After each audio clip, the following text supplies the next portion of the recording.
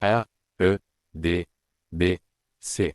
Les vitamines sont essentielles pour l'organisme, elles participent à la croissance, au système musculaire, osseux, immunitaire, nerveux.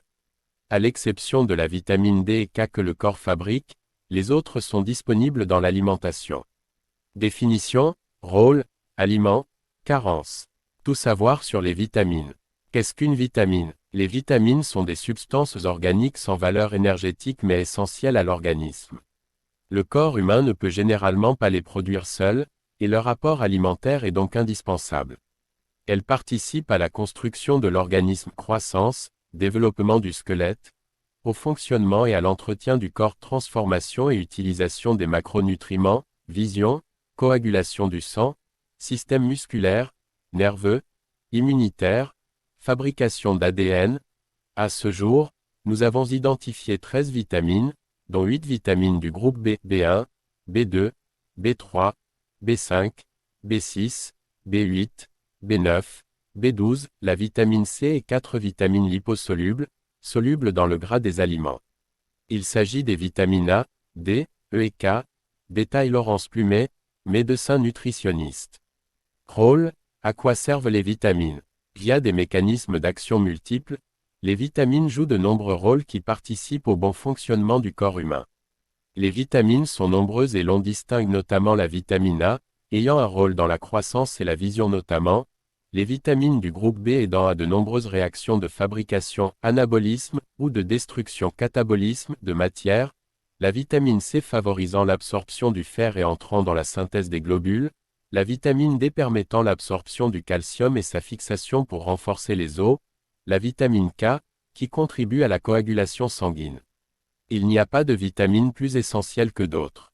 Elles sont toutes importantes. Par contre, il y a des vitamines qui sont plus concernées par les carences que d'autres. C'est le cas pour la vitamine D, vitamine C, vitamine E et vitamine B9. Quels sont les bienfaits des vitamines? La vitamine A, rétinol ou bêta-carotène, joue un rôle important pour la vision, le renouvellement cellulaire de la peau et le système immunitaire. Les vitamines du groupe B désignent l'ensemble des 8 vitamines du groupe B. Les vitamines B1, B2, B3, B5, B6 et B8 sont impliquées dans la production d'énergie.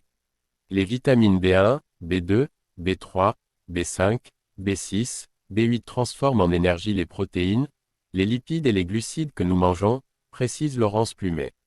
La vitamine B9, ou acide folique, intervient dans la division des cellules. C'est une vitamine très importante pour les femmes, assure notre spécialiste, car quasiment une femme sur 2 en manque, ce qui peut causer des malformations fœtales lors d'un début de grossesse chez une femme carencée. La vitamine B12 intervient également dans les divisions cellulaires comme la B9, ajoute-t-elle. Elle contribue également au bon fonctionnement du cerveau et du système nerveux. Les vitamines B9 et B12 participent aussi à la formation des globules rouges. La vitamine C possède des propriétés antioxydantes qui luttent contre le vieillissement des cellules. Elle aide à la cicatrisation et consolide les dents et les os.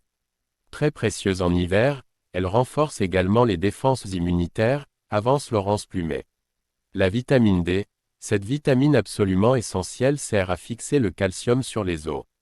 Elle a un rôle précieux dans l'immunité et la prévention des cancers, souligne la nutritionniste.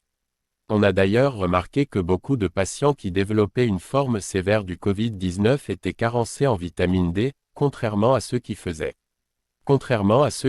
une forme légère, ajoute Laurence Plumet.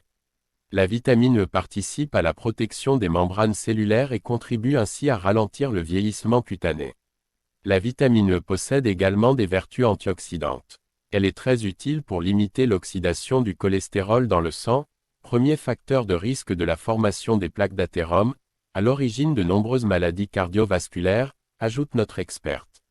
La vitamine K intervient surtout dans le processus de la coagulation, note le docteur Plumet. Elle participe également à la minéralisation osseuse et la croissance cellulaire. Mis à part les vitamines K et D que le corps fabrique, les autres sont apportées par l'alimentation, d'où l'importance d'avoir une alimentation équilibrée pour éviter les carences. La vitamine A, il suffit de mettre dans son assiette des légumes de couleur pour couvrir une grande partie de notre besoin quotidien en bêta-carotène, assure Laurence Plumet. On trouve ainsi de la vitamine A dans les légumes carottes, patates douces, courges d'hiver, poivrons. Elle est également présente dans les aliments d'origine animale comme le foie, l'huile de poisson, les œufs et les laitages ainsi que le beurre. Les vitamines du groupe B, essentiellement dans les céréales complètes, le poisson, la volaille, les graines et les légumes secs. La vitamine B9 se trouve essentiellement dans les légumes verts, épinards, le chou, le foie et les oléagineux.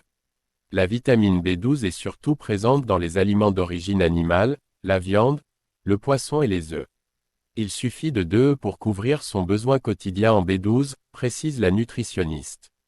La vitamine C, surtout apportée par les agrumes, les kiwis et les mangues. Je conseille très fortement de boire un jus d'orange le matin, soit pressé maison, soit en bouteille. Le jus d'orange en bouteille contient quasiment autant de vitamine C que du jus pressé maison. Ce geste permettra de couvrir 70% de nos besoins journaliers en vitamine C.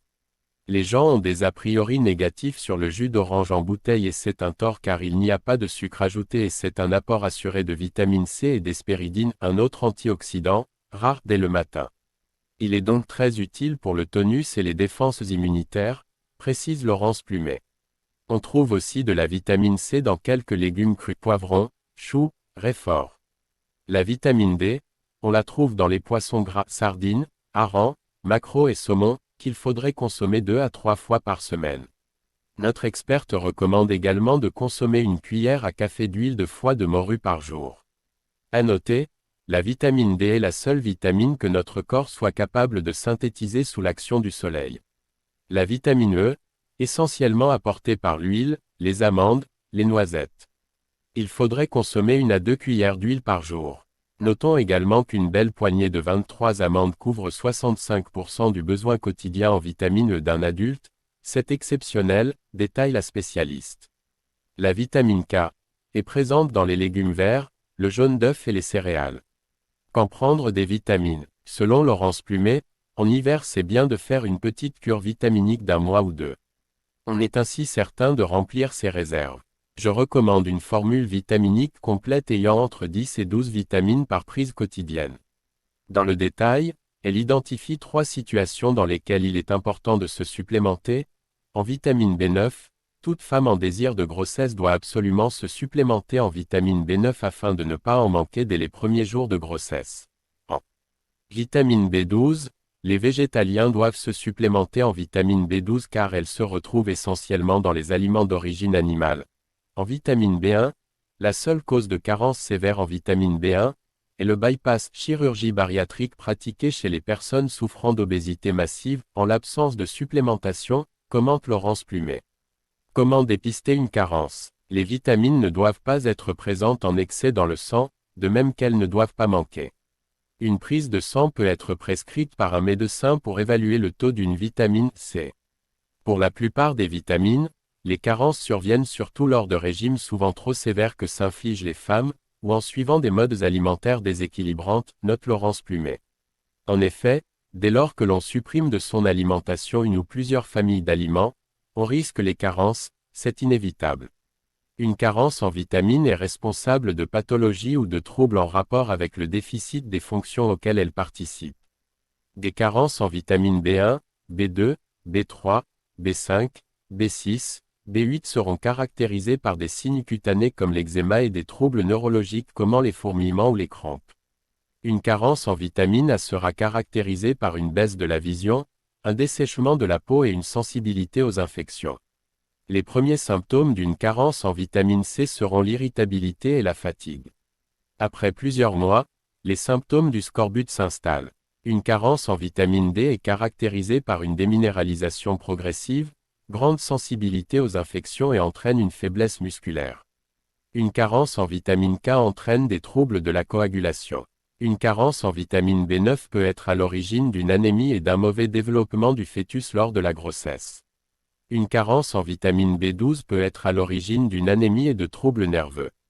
Pour avoir des signes spécifiques de carence pour chacune de ces vitamines, il faut vraiment souffrir de carences profondes, des situations qu'on ne rencontre presque plus en France, sauf dans des situations de grande précarité.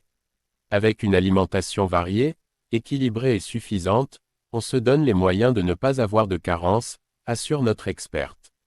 Ainsi, Dans les pays occidentaux, le signe le plus courant de carence modérée sera surtout la fatigue.